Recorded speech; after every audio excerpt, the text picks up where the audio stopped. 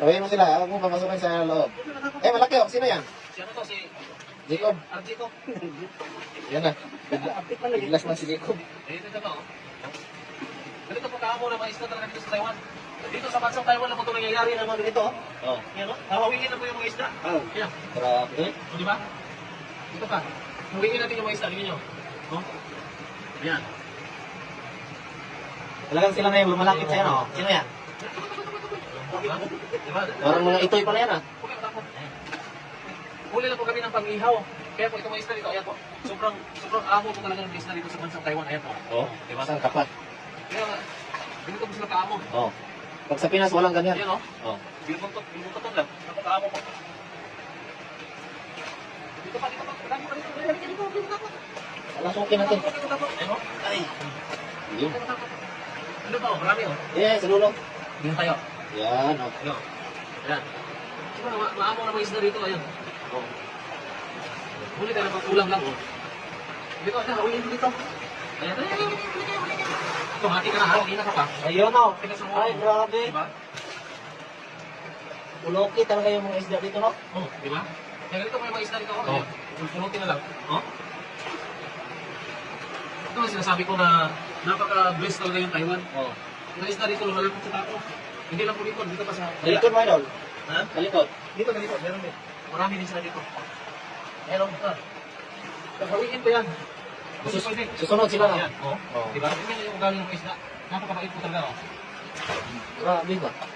Yan ang sinasabi ko na, oh, mabait siya. Parang kumbaga sumusunod sa mga tawag ko. Pagtawag, lalo na pagtawagin ko yung pangalan. Yan ang gusto kong makita. Asan si ano? Si Si Lims. Lims? Lims, dali ka. Ayan, lumapit si Lims. Ay, umalis siya. Sino? Si ano lang, si... Lapit. Ay, ito na lang. Hindi ko alam kung sino pangalan. Bagong binyag ko. Ay, ito. Itahawin pa natin. Hawin, mababalik. Diba? Ay, nawawin lang. Sobrang bait po ng mga isda dito. Malalaki na po. Ah, nakarami ka na, idol, ah. Oh, diba? Kaya pala nakukuha mo kasi mga kaibigan mo, eh. Kaibigan ko yan. Sila po ay sinuturing na akong kaibigan kasi lagi ko silang inuulam. Tapos, sobrang dami po nila. Nagpapakulam na po. Tingnan mo. Oh, tingnan mo. Hindi man lang nakapalang. Yun, no? Kaya punuin ko pa yung birthday mga idol. Napupuno yan. Dahil sa sobrang bait ng mga isda dito. Yan. Oh. Diba? Grabe. Oh. Grabe talaga, oh. Ano yan? Hindi mo naman pinangalanan, eh. Pangalan? Nalimutan ko na yung mga pangalan nila.